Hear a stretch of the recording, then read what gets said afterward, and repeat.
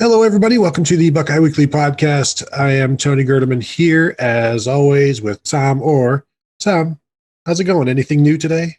Tony, I feel like we should have like red siren lights going and all that just because it's an emergency podcast. We don't have much of a regular schedule at this point anyway. We're just kind of doing podcasts all the time. But this is one we weren't necessarily planning on doing. But okay, we have to do it. Big news has happened. Tony, let the people know what happened. The commitment of JT Tuimoloau to Ohio State, 5-star defensive end, the nation's top player according to 24/7's rankings, the number 3 player overall in the composite.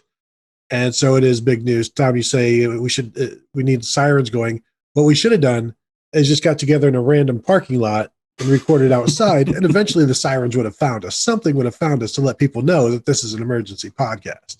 He needed to commit at exactly noon on a Wednesday. Exactly. And then boom, the sirens would have taken care of themselves. We find those sirens on our own quite a bit. Yes.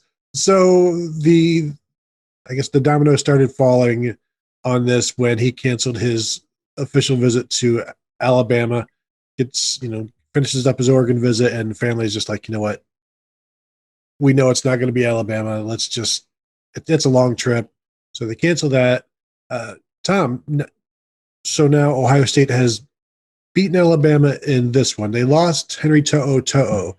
That makes them 1-1 against each other in the off season.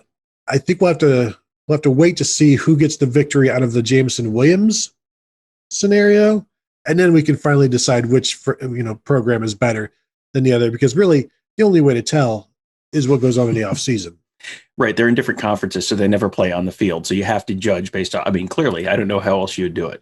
And, depending on how spectacular Jameson Williams is this fall, you're getting 3 years at least out of JT Tuimoloau. So that's probably, it's not necessarily quite as big an impact as To'o will probably have this fall. But long term, 2 years from now, 3 years from now, Tuimoloau is probably looming like a much larger win than a transfer who might only be there for a year or two. Yeah, you figure they're getting at least 3 years out of Tuimoloau. Alabama gets maybe 2 years total out of To'o and Jameson Williams. So yes, you're correct. Ohio State has beaten Alabama again. So this pretty much wraps up.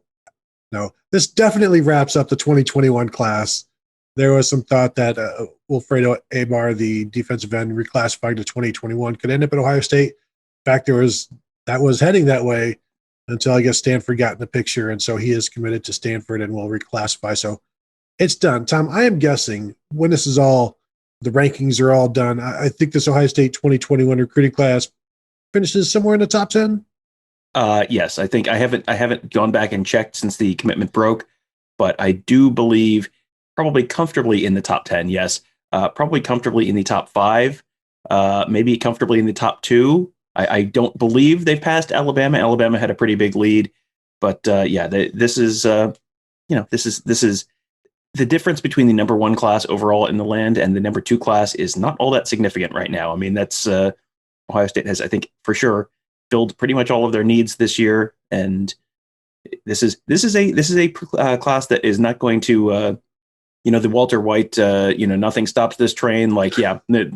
The train is not stopping for at least one more year based on this class. And the addition of JT Tuimoloau is great because Ohio State only had one other top 4 defensive end in the class in Jack Sawyer. So it was an area of weakness, and now it's an area of strength to put those two together. Now, I know people are just finding out about this commitment now, but I seem to recall, had to be back in January, when on our Ask the Insiders message board, there's a post from Nevada Buck saying, hey, guess what? JT Tuimoloau is going to be a Buckeye. And so that threw everybody into a tizzy. There are a lot of doubters, a lot of haters out there.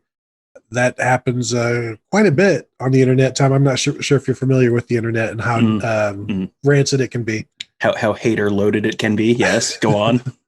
So then I guess we should offer up some props to Nevada for getting this one absolutely correct, because it was something that even well before that, we talked about it last year. I'm like, Ohio State just doesn't get this kind of guy. Like the top defensive lineman out of state, far out of state, and it just doesn't really happened, even though it has happened like with Chase Young, but that's, that's Maryland. That's a familiar ground. I didn't think anything was like this was really possible, even though Ohio State was always in the mix. But here I am to stand corrected for, I believe, the first time ever in the show's history. Certainly not the last. Yeah, I mean, Nevada has been on that for, I mean, that this was very likely going to happen. And then, I mean, like really called his shot in January, and, other people had crystal balls in, and it was like, oh, confidence level 3, 5, 1, like, okay, like how confident are you? And he never wavered. He was the message board equivalent of a 10. So if you're going to if you're going to question him, if something changes, then probably need to credit him when he nails something like that. And I mean, this seems like a fairly significant recruitment to me. I mean, I don't know, I'm kind of new here, but this seems like a pretty good one to have gotten right. Yes, it is. In terms of the highest ranked commits in Ohio State history, I believe he is now number 4 all time, behind Quinn Ewers, and we'll see if Ewers signs. Do you know the now number 2 and number 3 players, Tom? Off the top of my head, I'm going to guess it's Terrell Pryor and Ted Ginn. Absolutely correct. Nice. So JT Tuimoloau is listed as and this means nothing to people, it's a 0.9990. Quinn Ewers is a 1.0000. I got to get all those zeros in there for some reason. TP was 0.9997. Ted Ginn Jr., 0.9992. Jack Sawyer way down there at a 0.9982. So just so people know what the significance of those numbers are, Quinn Ewers is a 1.00, and we're going to teach Tony about significant digits after the podcast. Well, that may have been a math class he didn't get to at Ohio State, but Quinn Ewers is a 1.00 because all of the major recruiting services have him ranked as the number 1 player in the country. So then if you're like Tuimoloau, where you're the number 1 player in one service, you get your 1,000 for that. But then if you're the number 3 or the number 4 or whatever, then you're a 0.99996 or whatever.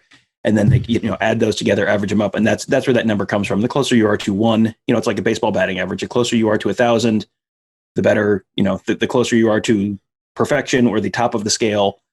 That's basically, if you hear 0.999 and then whatever, anything after that is kind of like, well, okay, this is definitely one of the top 5 players in the class, maybe top 3 players in the class. It's all, and you may note all of those players so far who we've named turned out to be pretty good players at Ohio State.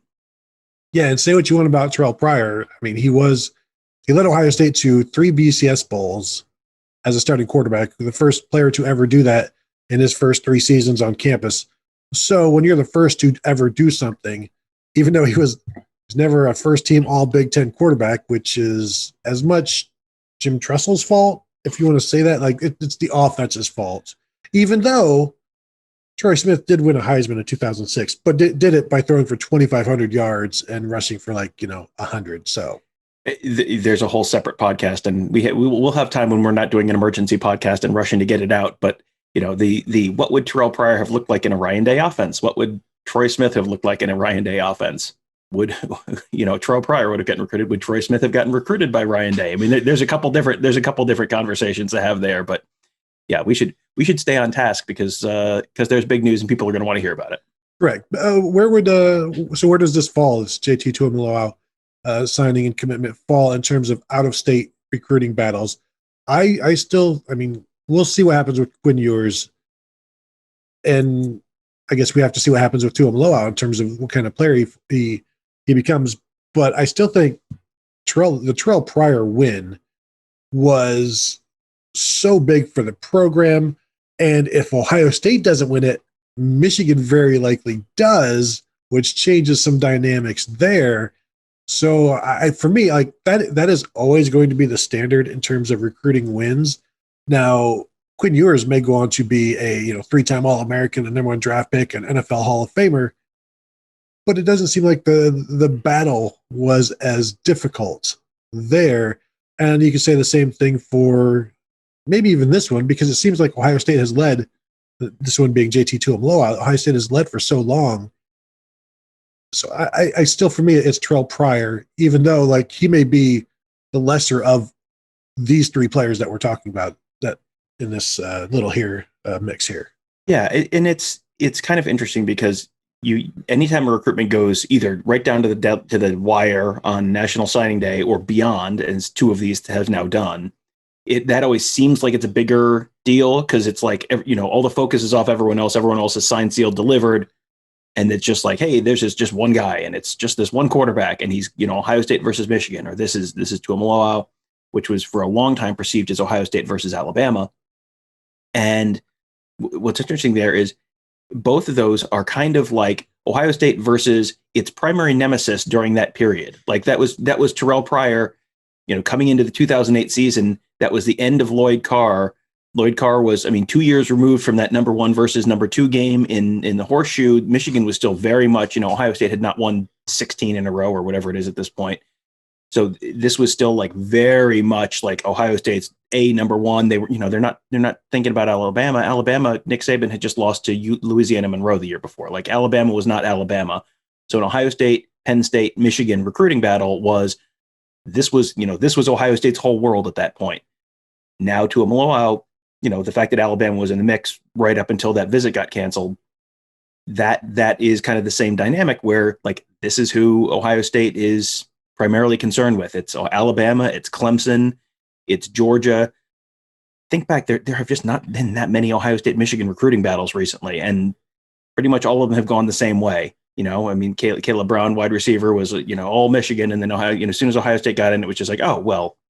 Yes, that's a far better offer. Of course, I'm going to take that one. The fact that these are kind of head-to-head battles with your primary nemesis at this point, at least on the recruiting trail, that probably makes these feel a little bit bigger. Other ones that are kind of interesting.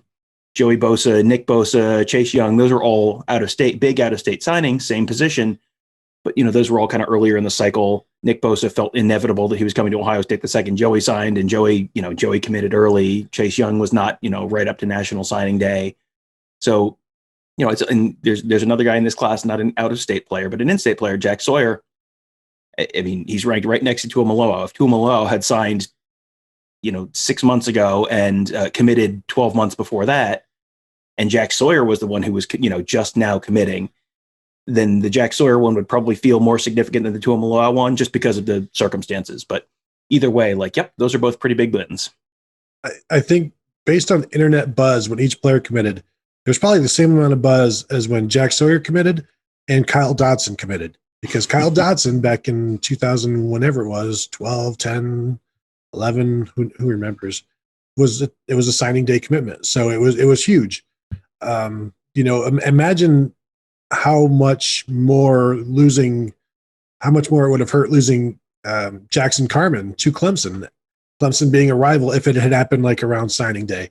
It happened early enough that Ohio State was able to go, and then get the number 1 offensive tackle in the nation and Nicholas Petit-Frere, and that has worked out pretty well. So this one, just a very, very big win for Ohio State, and we'll see, continues that Washington pipeline, which is fortunate. Unfortunately, I looked the top player in Washington in the 2022 class is the number 3 tackle in the nation, and Ohio State's not even interested. They need tackles, Tom.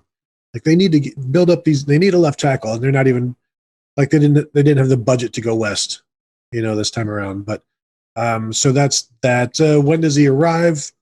Any minute now. He might be in the air as we are speaking because stuff is going to be happening here shortly. Classes, all of that stuff, and get in that weight room, get accustomed to Mickey Marotti in the span of you got a month before camp, basically, maybe 5 weeks, something like that before camp starts. And so you get that little bit of ramp up. Tom, what is there to like about JT Tuimoloau? He's listed at 6'4", 6'5", 275 pounds, is like an all-state basketball player, wants to be an edge rusher rather than just a plugger. And I know when we have talked about him in the past, way back when, we talked about how, or at least I did, maybe he's probably going to eventually be a 3 tech and move inside. certainly doesn't seem to be what he wants to do. He wants to be that pass rusher. And when that desire to stay at that one position is there, I think that player works even harder because he knows that there's this possibility he can slide inside. And if he does, that's fine. But he wants to be outside. And they have sold him on this Jack Sawyer and JT bookend thing, which I think is a pretty easy sell. It's an exciting sell. And, it's one of those, like, I'm going to show you this timeshare. And the thing is, like, yes, it's a beautiful house. And, like, you don't even have to pay for it. This is like an actual good thing kind of timeshare as opposed to the timeshare that you're going to be trying to get out of. Like, he's not going to be trying to, please get me out of this in 2 years. I think he's going to be very happy. So there's a lot to like there. You combine him with everybody else in that defensive line, and this is just the perfect marriage. Yeah, it just seems like the most natural fit you could possibly have. And, having another guy there on the other side means, guess what? Guess what you're not facing a lot of? Double teams. That was the, Chase Young, Nick Bosa, the 2018 team when Bosa was healthy and Young was kind of starting out. It was just kind of like, oh, and you've got Draymond Jones at the 3-tech spot. And just like across that line, they were just so good. You couldn't double team everyone. They couldn't double team Chase Young in 2019 all the time the way they could Joey Bosa in 2014, 2015. When you have better players all the way across the line, you have to allocate a lot of resources to stopping all of them, and you can't just throw 3 guys at Joey Bosa like you could, like they did in 2015. You got to spread it out a little bit more. It means you're facing more one-on-ones. Means the back. If there's a back to chip, there's a tight end that they're going to put on the end of the line to help out. Well, they're only going to do that on one side probably, unless they're going to keep 2 tight ends in the block, in which case it's like a 2-man route. And guess what you're going to have? Probably 3, 4, 5 seconds to get to the quarterback, because unless someone's busting wide open, a 2-man route is you got some time to get back there. So yeah, it just seems like a very natural fit. And you're right. I do wonder if if staying on the edge is really his big motivation, if this is going to be like, wrestlers trying to cut weight for, he has to stay under X number of pounds and train with Coach Mick and really stay focused on that. Even if he does stay on the edge, I do see him potentially being maybe even an almost immediate slide him inside in that rushman package. Like let's see Tyreek Smith and Zach Harrison and Jack Sawyer and JT Tuimoloau in that rushman package this year. Or and they'll, I'm sure, rotate people through, but go ahead and put Tyreek Smith and JT Tuimoloau on the inside there and rush up the middle. If he's probably quick enough to beat guards is my guess. So, and if you've got the talent on the edges that they have in that, again, like it is an obvious passing down. He can, I'm going to channel my Kirk Herbstreit again. He can pin his ears back and rush that passer. And that just seems like a very easy place to get him on the field early, get him involved in the process. Probably going to see a lot of him in second halves of games. You could see a lot of him and Sawyer against tired offensive tackles in the second halves of games that Ohio State's winning by 30 points. And that could be real interesting this fall. Yeah, that rushman package that you just put out there is pretty darn intriguing. And as he does that, if he does that, then maybe he sees length as a 3-tech isn't that bad. Mm-hmm. And maybe down the road, if that happens, then he wouldn't fight it. I've seen player comparisons with Cameron Hayward, who came to Ohio State, was big, and you just figured he's going to be a defensive tackle because he was like 6'6", 6'5", like 280 pounds as a freshman, and he stayed at defensive end his entire time and stayed at defensive end in the NFL. Of course, there's a 3-4 defensive end because he's so dang big, but I don't think that's a bad comparison. Cameron Hayward was a very, very good player at Ohio State, and they're similarly built. How realistic is it to expect something? I've seen people on the message boards on Twitter just thinking, well, he's arriving so late. You can't expect anything from him this year. And it's like, well, there's other freshmen who are arriving at the same time, and those guys still contribute. And it's not like it's not like JT Tuimoloau has been on like the Heisman buffet, that circuit, the buffet circuit, like, yes, he's been seeing some places, but he's also staying active and working out and doing things because he's done this with a plan. So it's not like he's just taking it easy. He still wants to play this year, so he's also going to do what he can to be ready. And so, yeah, I think, he's right. He's not I'm saying he's not going to be starting right away, but there's no reason to expect him not to play this year. I keep going back to the Nick Bosa thing. He was rehabbing an ACL tear from his senior season. So when he got to Ohio State, he was not an early enrollee, but they took him very slowly through camp so that he was ready, like full go, like about the last week of camp, so that he would then be completely ready and full go for the games. And I don't even think you need to take JT that slowly because he's healthy. So you just treat him like you treat him like J.K. Johnson, you treat him like Mike Hall, any of these other Jordan Hancock, any of these other late enrollees. And it's not even fair to call them late enrollees. Normal time enrollees, basically, and you go from there. And whether he plays a lot or he doesn't, I don't think this delay in finding his team really impacts that.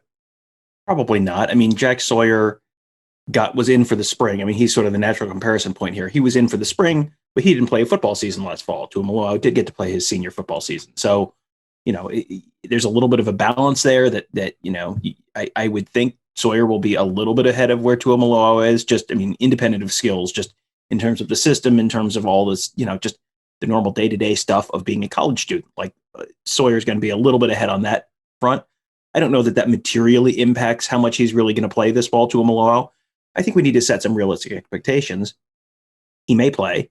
I don't expect him to start as a true freshman. I mean, they have some very, very good defensive ends in that room. I don't think you necessarily are going to expect him to start this fall. You may see him, situationally in pass rush spots. You may see him in rushman kind of packages at some point. I mean, I named off 4 guys and it sounds very neat and easy. It's like, well, yeah, Tyler Friday is probably going to also want to play in those. And, they've got other guys who are going to want to play. You've got Teron Vincent's probably going to want to play in those. I mean, you've got a bunch of other guys. So maybe he plays a little bit situationally there, but he's someone who I think the further you get through the year, the more you're going to see him. He's not playing necessarily the first drive against Minnesota. Maybe he's got on the field more. Jack Sawyer is maybe not first drive against Minnesota, but you're probably going to see him first half against Minnesota. Tuimoloau, like I would guess you're going to see him first half against Minnesota, but you're going to see him a lot in the second halves of those games. If they're up by 3 touchdowns against Minnesota, you're going to see him because they want to start building that depth, getting him reps. You're going to see him against Tulsa. You're going to see him against Akron. You're going to see him probably against Rutgers. I mean, a lot of those games that they're going to be up by a comfortable margin, you have opportunities to get him on the field. Once you get more comfortable with him on the field, he's more comfortable with the system, what he's doing. You can start him out just going, you're just going to be in there when we're rushing the passer because we don't want to confuse you. Just like here, point A to point B, go. As you get more comfortable further into the season, you can play him a little bit more consistently throughout the, throughout the game, throughout the weeks. But, I think he's going to be someone who you see this fall. I just don't go in expecting he and Jack Sawyer to each have 10 sacks this year. I don't think that's probably going to happen. Yeah, I've said many times on this show about the defensive ends. Larry Johnson will only put him in situations where he can succeed early on. And that's what he wants. He wants it to be as easy as possible for him. That's what he used to say about Chase Young. That's what he said about Nick Bosa. And that's just, he doesn't want a freshman to be stunted by some struggles that are needless. Because once JTT arrives, he's going to be the number 9 defensive end until he rises up the ranks. You've got Zach Harrison, Tyreek Smith, Tyler Friday, Javonte Jean-Baptiste, Jack Sawyer, Darian Henry Young, Jacoby Cowan, and Cormonte Hamilton. So that's a lot of guys to move above. And we maybe rightly, maybe wrongly, we just automatically push JTT to like number 6. Like with Harrison, Smith, Jean-Baptiste, Friday, and Jack Sawyer as your top 5, And maybe rightly or wrongly, we've moved Jack Sawyer straight to number 5, bypassing Darian Henry Young, Jacoby Cowan, and Kermonte Hamilton. But these are players. Jack Sawyer, number 3, number 2, number 4 player, number 1 in the ESPN. JT Tuimoloau, number 1 in 24/7. So like you do kind of give them the benefit of the doubt because their rankings, I don't know if justify it is the correct word, but you've seen enough. And Jack Sawyer certainly showed in the spring that he was pretty special. So while we're automatically, and maybe too soon, putting JTT up in that top 6, like he does have to work his way past some guys, but I think we expect that to happen. And I think he certainly has the talent and the size, the ability. And if he is in that top 6, then I keep going back to the 2017 season when it was the 4 established guys and Chase Young and Jonathan Cooper were 5 and 6 in that group, and Cooper was a sophomore at that time. So they didn't get to play all the time, but they got to play early in blowouts and then got to play more as the season went on. And as I've said here before, there was a time, like maybe like the first 4 or 5 games, where Chase Young had played the most snaps that season because of so many blowouts. And I'm not sure if that's how it's going to happen this year, but there's going to be a lot of opportunities, provided these quarterbacks are decent. We're assuming that the offense will be fine. I think it's a safe assumption, but you'll need that for these young guys to get in there. And I think it's really hard for me not to imagine JTT being part of that 6-man rotation. And it's going to be more because they do want to play the other guys, because you could be losing Harrison, Tyreek Smith, Javonte, well, maybe John Baptiste, he's probably back next year. But you could be losing Zach Harrison, Tyreek Smith, and Tyler Friday after the season. So you want to get as many guys playing time as possible. But I could see, I do see Jack Sawyer and JTT getting more than maybe the guys, the older guys who are behind them, Mm-hmm. And the other piece of that is, not only do you want to make sure these guys are ready for next year because you're losing a bunch, you also, if you're just completely skipping over people, especially with younger guys, like you may have a transfer portal problem there, and then all of a sudden you have a depth problem a year from now. So you do have to kind of spread it around a little bit more.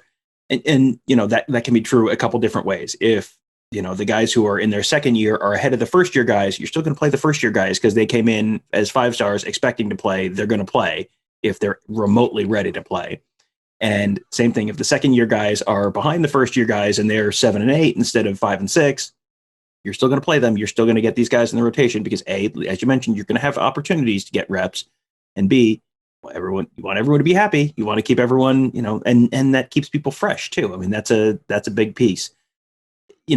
Talking about these guys in terms of where they are right now in that rotation, you think back to, there's been a very consistent standard for what this first year superstar, potential future superstar defensive end does in this defense with Larry Johnson and the way he rotates and the way he develops guys. 3 to 3.5 sacks. That should be your baseline expectation for these guys. Somewhere in that 3 to 3.5 sack range. That's about where Chase Young ended up. That's about where Nick Bosa ended up. That's about where Zach Harrison ended up. Joey, I think, finished a little higher, but the rotation was not quite as deep way back then. So I think that's a good baseline expectation. And if they finish with 2.5, that does not mean bust, terrible. And if they finish with 4.5, that doesn't mean, crazy immediate superstar. If one of them does something substantially more than that, that's like, okay, that's worth keeping an eye on. But, if you're in that 3.5 sack range as a true freshman in this defense, that's probably a pretty good indication you are on the correct trajectory to end up in the spot where Roger Goodell is handing you a hat and shaking your hand, in the Larry Johnson 5-star defensive end spot. I was thinking back to Robert Rose as a freshman, and I was thinking he had like 4 or 5 sacks, something like that. He also had 3.5 sacks. I'm just looking at that right now. That seems to be the number. I do wonder though, because you've got a lot of these guys on that defensive line that we're talking about a defensive end ahead of him. The production hasn't been there in terms of sacks and tackles for loss. Tyreek Smith is getting really close, and we expect him to do something. Tyler Friday, Javonte Jean-Baptiste have not been able to put up numbers. If Jack Sawyer, JT Tuimoloau can, then there's going to be even more playing time because they do need that, and they will need to be aggressive up front, especially if there are issues. The quarterback isn't going to be as efficient as he has been the last, 6 years or something like that. So you are going to have to take more advantage of your defense and your special teams. And if somebody is producing, if JTT is getting to the quarterback, then he's going to be playing. And so, we just assume that Javonte Jean-Baptiste and Tyler Friday are the twos. Maybe they are now. Maybe they aren't in November. And I guess that's a good problem to have as well. Well, competition is healthy. You don't want people playing by default. That's not how you end up with a national championship caliber team. The other reason I think that when you touched on the importance of the quarterbacks there, and that they may not be what there may be more pressure on the defense because of that. There may also be more pressure on the defensive line because there's so many questions in the secondary right now. If you make your cornerbacks cover for 2.5 or 3 seconds, you get a lot of very different results than you do if they have to cover for 5 seconds. Like that's a very different look for exactly how good your corners need to be. If Ohio State can get consistent pressure, that negates a lot of the concerns in that defensive backfield. And I know people love to just watch the quarterbacks and watch the wide receivers and all that kind of stuff. If you can dominate a game in the trenches on both sides of the ball, and Ohio State potentially can do that this year in virtually every game they play up until probably at least college football playoff time, and maybe even some then, that is like 70% of winning the game. Is if you're dominating the line of scrimmage on both sides of the ball, unless you are just completely imploding and throwing 6 interceptions, like you're going to win most of your games. They have the opportunity to do that. And that, if you can dominate on the line of scrimmage on both sides of the ball, that papers over a lot of problems. The quarterback's not playing well. Well, if the offensive line's getting real good push, guess what you can do? Run the ball real consistently. Give that quarterback a lot of time. Set up play action passes off of that run. Get guys open. Make them easier throws. I mean, all of those things. Same thing on defense. The corners, I don't know how well the corners are going to hold up this year. Well, if the corners only have to hold up for 2.5 seconds instead of 5, you buy yourself a lot more margin for error there as well. Yeah, if the receivers aren't all the way through their route tree, then I think you'll be okay. So, Tom, let me go over some over-unders with you here. Over-under on sacks for JT Tuimoloau. We've been saying this 3.5 number. That was the number that I had started with, and I'm going to stick there. So 3.5 over-under sacks for JT Tuimoloau this year, knowing that only Nick Bosa has gone over that number, other than Joey Bosa, who was a completely different animal because he started for 10 games. I'm going to say this is either like under by half or a push. I'm going to say push. Who goes to the counter at the sports book and is like, I'm looking for a push? I'd like to bet on 0-0, please, at the roulette table. Yeah. That's like about right. 3.5 seems about right. It's like, it's going to be 3, it's going to be 4. If I say over, then I'm being irresponsible. If I say under, then I'm being a hater. So I'm going to say push and be a wuss. Next. Wow. So basically, that's a no vote from Tom. I'm going to go over. I think 4 is doable, especially over 15 games. Tom, of course, thinking 3.5 and 12, but at least your average is higher.